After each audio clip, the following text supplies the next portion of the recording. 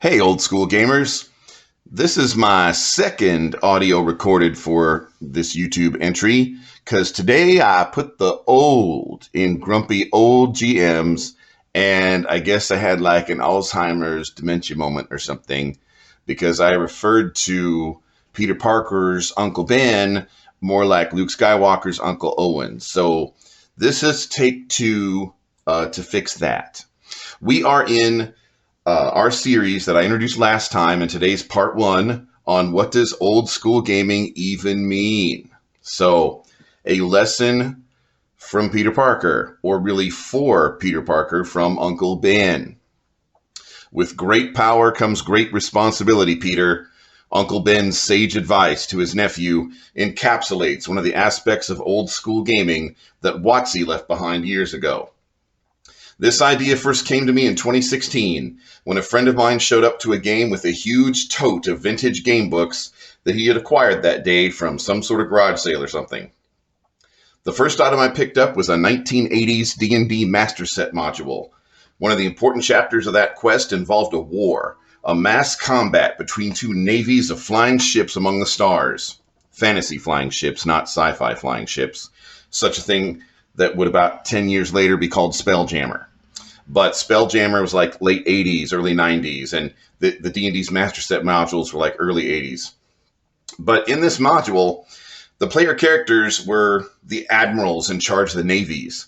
Several pages of material existed to explain how to run the naval battle. It was more like playing Risk than D&D, more a strategy board game than a straight-up role-playing experience, except that the outcome of the battle would determine the fate of the world in which the characters would role-play their lives. When a game of Risk is over, it doesn't affect the next game of Risk. The outcome of a war in D&D can change the impact on the campaign forever. So I remembered that in box set D&D and first edition D&D, at around 9th or 10th level, there was something called name level. The characters had options to become more than just wandering murder hobo mercs in an endless chain of adventures that may or may not be connected. At higher levels, characters could become kings, queens, warlords, thieves guild masters, or archmages with their own apprentice mages and magical schools. Monks could start their own monasteries and dojos. Clerics could rise in the ranks of their religious hierarchies and institutions, perhaps to be sent to new lands to found new temples to their faith. In the 1980s, when I grew up gaming in a game shop's basement, players lovingly mapped their characters' castles. They went to war on the maps of the Forgotten Realms or Mystara and had a few sessions that were like games of Risk. There were taxes to collect and resources to manage. D&D was like Settlers of Catan, Sid Meier's Civilization, and Minecraft all before their time. Players were rulers who managed their imports and exports and established trade routes with other rulers. The idea that a 20th level fighter would still be wandering around drinking in bars and looking for random jobs, just like he or she was at first level, was just silly. Any fighter who lived long enough to be 20th level would be a warlord, a king, a general, a grand marshal, something. With great power comes great responsibility to become part of the campaign world itself. In old school gaming, PCs are not engaging in an endless stream of rando one-offs. They have lifelong goals and aspirations that might take them months or years to achieve.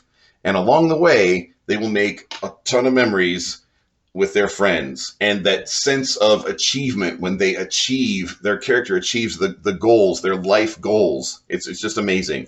But that thought leads me to part two of old school gaming, long-term campaigns. I kind of hinted at a little bit this time with the whole not just rando one-offs, but that's really a different idea that deserves its own entry. So let's get into long-term campaigns next time.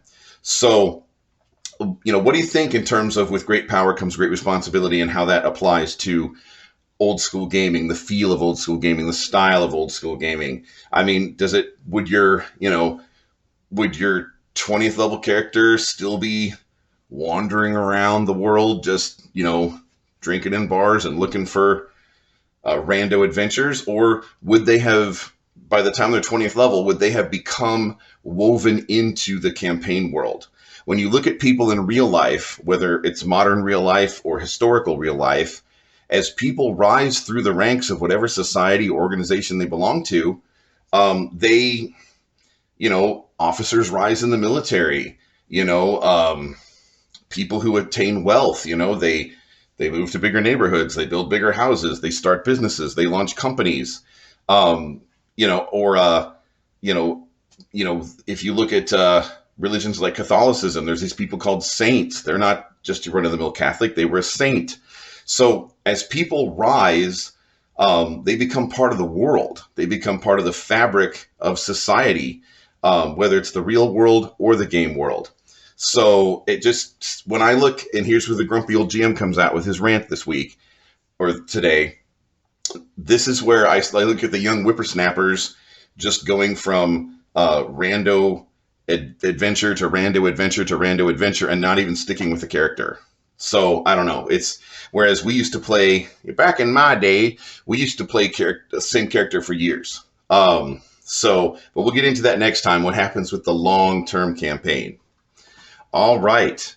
So much for grumpy old GMs today. I will see you around the gaming table. Hey, if you'd like to actually play with me as the DM or one of the other grumpy old GMs you might see on this channel, then reach out to our Discord.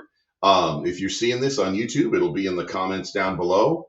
And if you're seeing this on TikTok, then just look for Grumpy Old GM's Discord server or come to our website, even better, even easier, grumpyoldgms.com.